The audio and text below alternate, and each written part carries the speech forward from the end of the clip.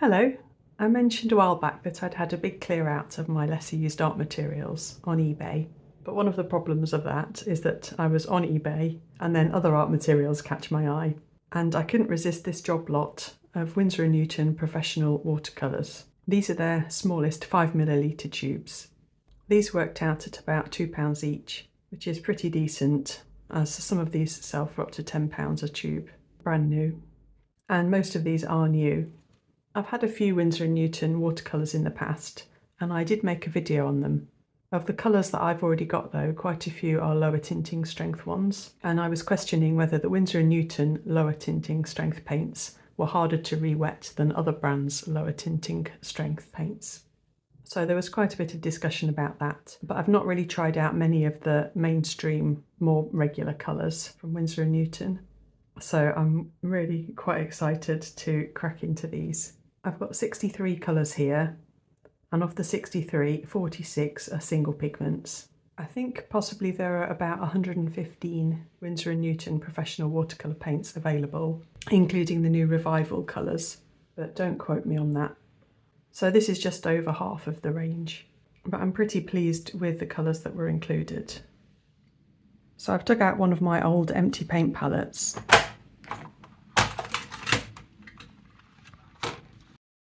And this is one where you've got 5 full rows.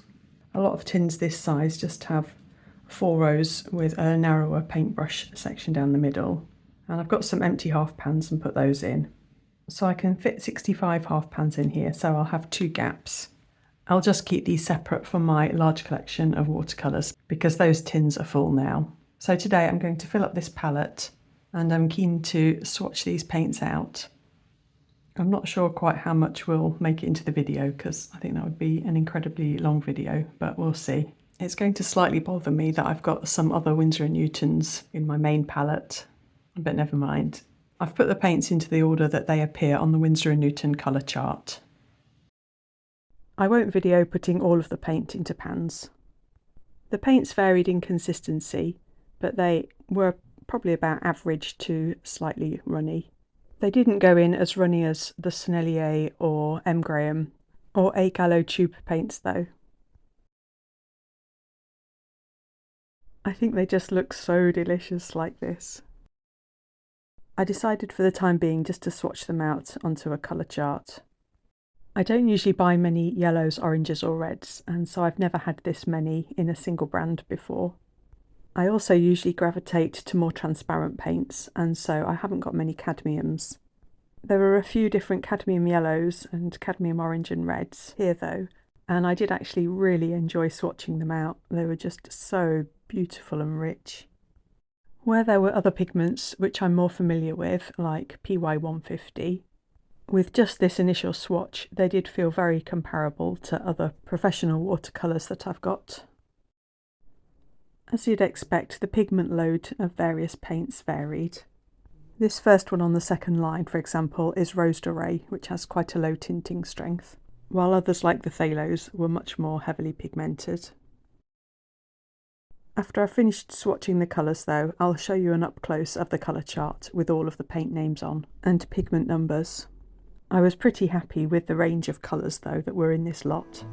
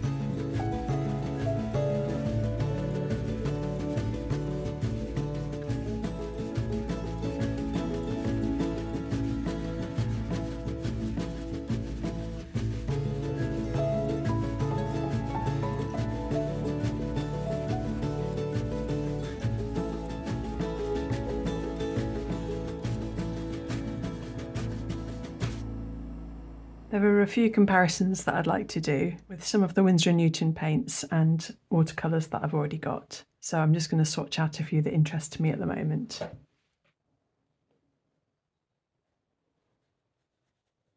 So this is Roman Schmoll's Nickel Titanate Yellow.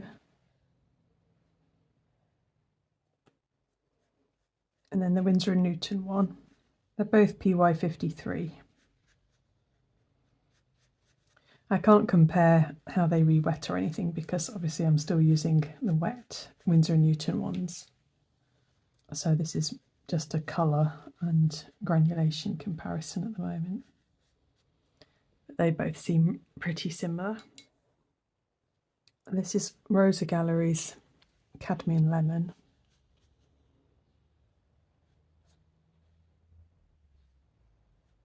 Winsor & Newton Cadmium Lemon was absolutely lovely.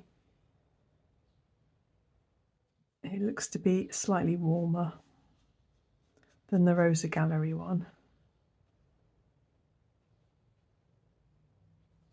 But they're both very rich, creamy paints. And I just thought I'd compare the Snillier Red with the Winsor Red. These are both PR254s. I suppose I just want to get a bit of a feel for how the Winsor & Newton paints compare to other brands.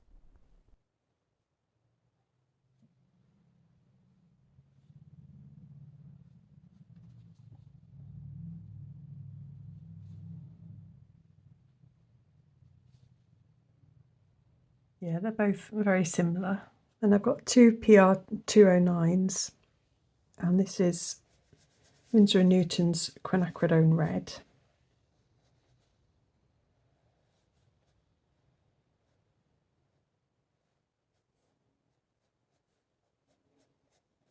It's quite a nice delicate colour. And then I've got Daniel Smith's Quinacridone Coral.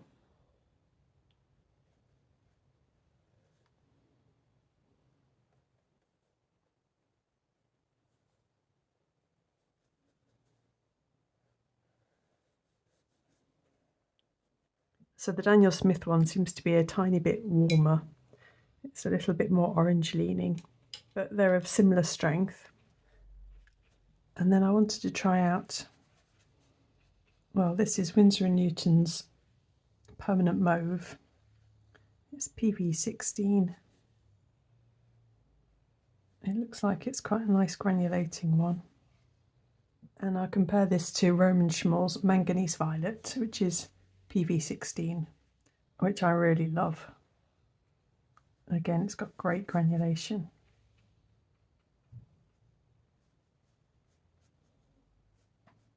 And then there's Winsor & Newton's Ultramarine Violet.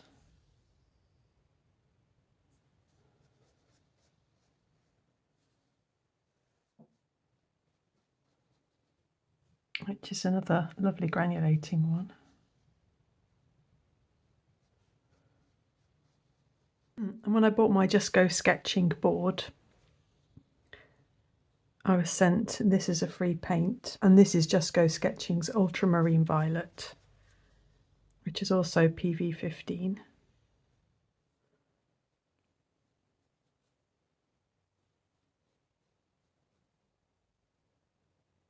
And then I have got another Ultramarine Violet, but it's very different. This is Schmincker's. And this is actually a mixture of PV15 and PB29.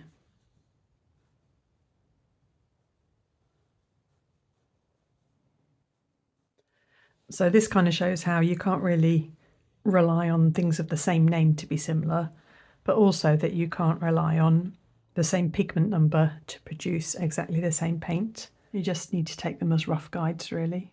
But they're all beautiful granulating paints.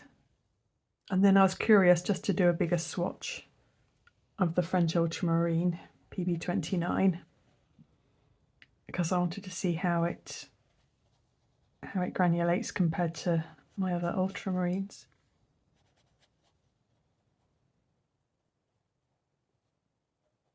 I'll let that dry and then compare it with my swatch folder. Then this is the Winsor & Newton Chromium, Oxide of Chromium PG17. And I've only got one other PG17, and that's Rosa Gallery's Chromium Oxide. I was just curious to see how they compared.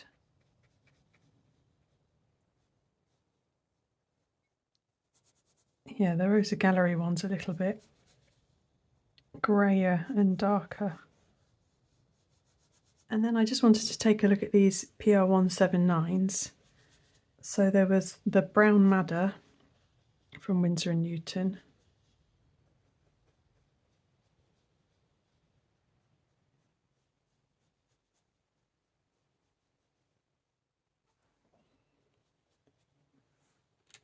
And then there was the Peroline Maroon from Winsor & Newton.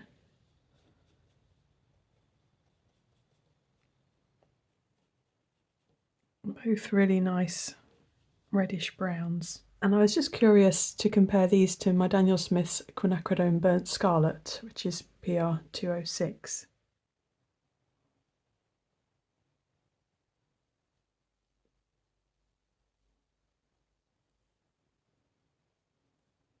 So the Quinacridone Burnt Scarlet is actually not dissimilar from Winsor & Newton's Brown Madder. I understand that the PR206 pigment is being discontinued, so I am going to buy a backup tube of Daniel Smith because I do really like this colour. But it's nice to know that there are similar substitutes. I'll just show you these up close.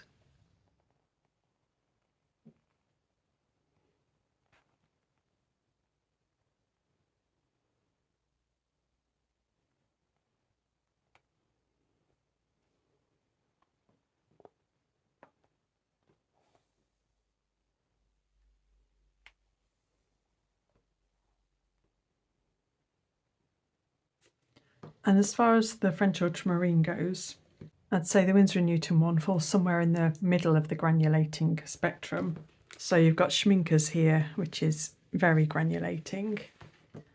And then like this Sennelier Ultramarine Deep is a very smooth PB29.